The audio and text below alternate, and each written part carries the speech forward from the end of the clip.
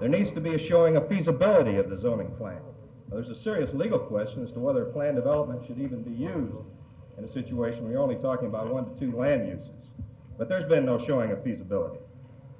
There needs to be, excuse me, you also need to show a need for the proposed zoning. I think we all know about apartment blight in our particular city.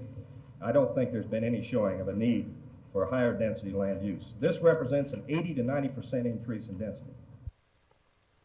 And you caused mechanisms to come about that Mr. Schroeder's office asked for the city to be divided into 15 or 30 different zonings or zones or communities, and ours was called Lakewood.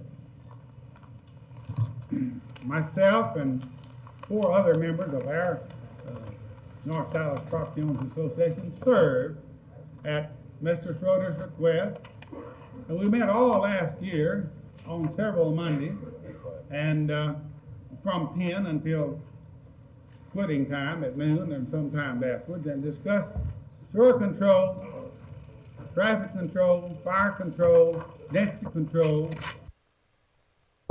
We met as advisory group of this planning commission some 10 or 12 times, some 25 or 30 hours.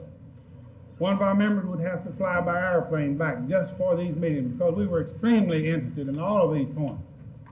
And during this time, the professional staff of the city never gave us any reason for rezoning this as multiple units or attached single dwelling units.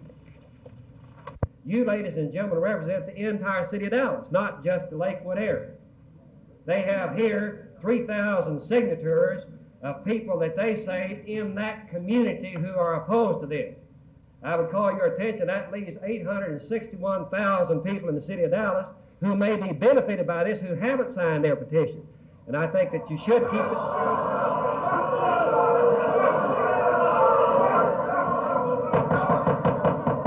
And I would point out to you... Ladies and gentlemen, let me point out to you that that really doesn't help your case at all before the city council. So we would very much appreciate it for your own sake if you'd allow each speaker his own time. Thank you.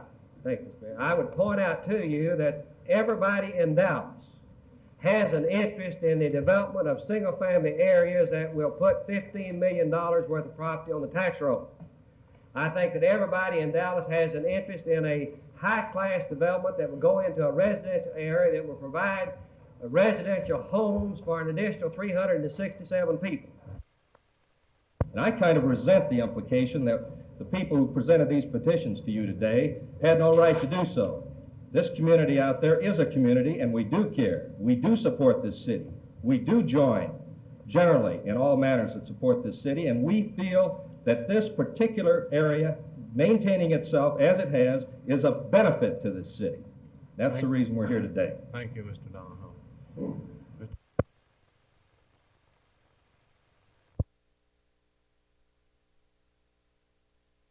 The Lakewood area today is over 90% developed, with very few remaining green spaces.